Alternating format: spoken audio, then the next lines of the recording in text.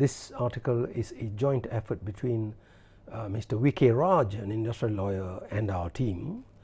I've been asked a series of questions, and the most important one is this: do employers need to make a profit before they pay wages to their employees?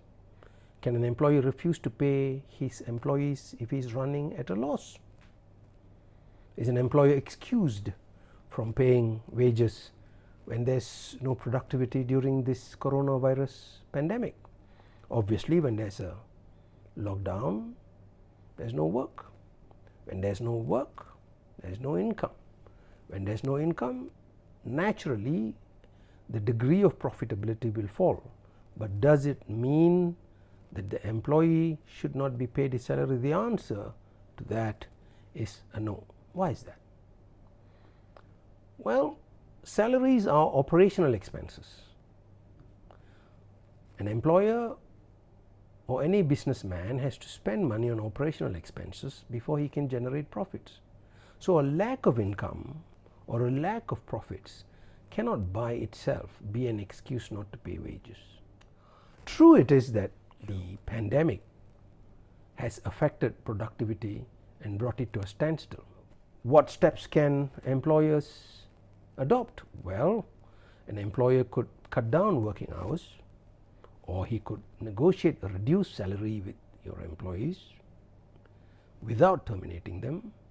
Or if he really has to cut down his workforce, he should follow an old code. I think it was in 1975 that they came out with the Code of Conduct for Industrial Harmony. We'll explain a little bit about that a little later. What happens under that code is, for example, an employer can offer re-employment to his workers who have to be terminated. Is the Code of Conduct legal? Is it law? The Code of Conduct came into operation on February the 9th in 1975. At the signing ceremony of that code, the Minister of Labour and Manpower, Dato' Lee San Chun, explained the aims of the code, and the one aim that caught my eye was this sentence: to ensure appropriate measures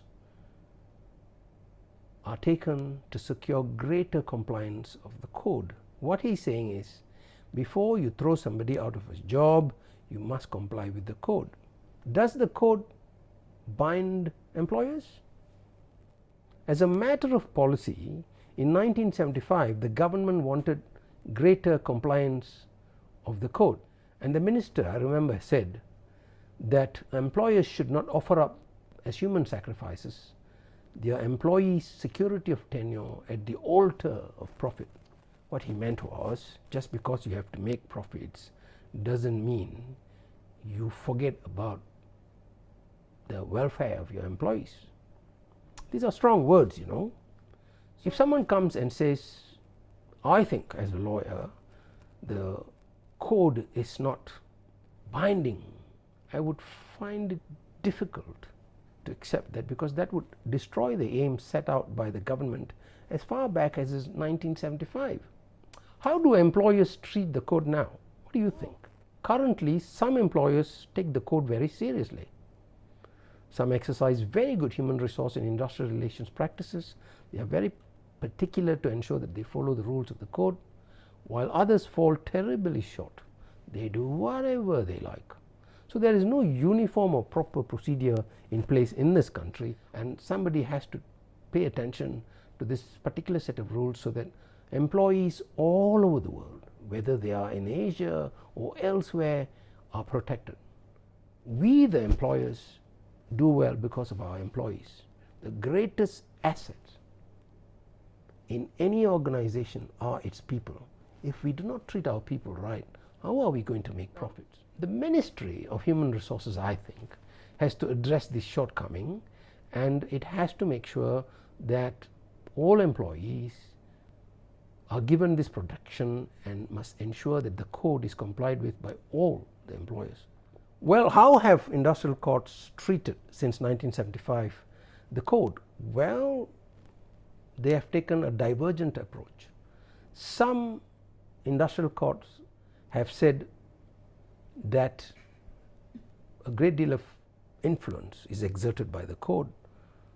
Other courts have held in Malaysia that non-compliance with the code is not fatal. How do we resolve this conflict? Well, we first of all have to understand what the word code means. A code is a system or a collection of a system of laws.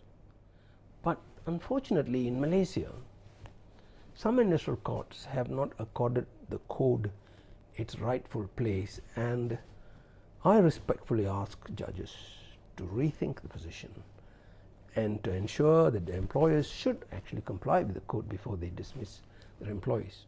It should be placed, I think, in a place of eminence, that the code should be highly regarded was in fact accepted by our Supreme Court in 1997 in a case called Dharmalingam Abdullah against Malayan Breweries Malaysia Sdn Bhd. And in that case, the Supreme Court ruled that Section 30 subsection 5 capital A of the Industrial Relations Act 1967 authorized the industrial court to take into consideration the requirements of the code. Could we extend the Syed Dharmalingam bin Abdullah principle? Well, I think what the industrial courts should do is they should consider whether an employer had, before dismissing this unfortunate employee, complied with the procedures set out under the code. If the employer had not complied with this code, then it could be argued that the code's preset and pre-agreed procedures had been ignored during the dismissal procedure, and that dismissal could be, in law, without just cause or excuse, in which event, of course, then the employer has to compensate or reinstate the employee, as the case may be. There are two reasons why generally an employer is able to dismiss an employee. One is reorganization. The other is a complete lack of money. Let's deal with this question of reorganization. Sometimes workers are displaced because there is no more role for them in the organization, because the company has reorganized its structure. Now, it has always been accepted that reorganization of a company is the privilege and prerogative of an employer, but there should be no subterfuge in it. What I mean by that is, you shouldn't pretend to reorganize your company so that you can kick out some employees. That's not fair, is it? So your inherent right as an employer to change your management should not give the employer an immunity. So when an employer comes to court and says, I kicked out this employee because I exercise my management prerogative, that does not mean that the court should straight away close its ears and leave it at that, I think. And unless the employer can prove that this was a genuine case of reorganization, then the court should basically say, particularly during this lockdown, that the reorganization was not proper, and should say that the dismissal of the employee was without just cause and excuse. Anyway, that's what I think, and that's what my friend V.K. Raj thinks. And friends, that's it for this episode. I hope you enjoyed it. Make sure to like it, to comment and subscribe below, and if you like this video, could you please share it. Have a good day.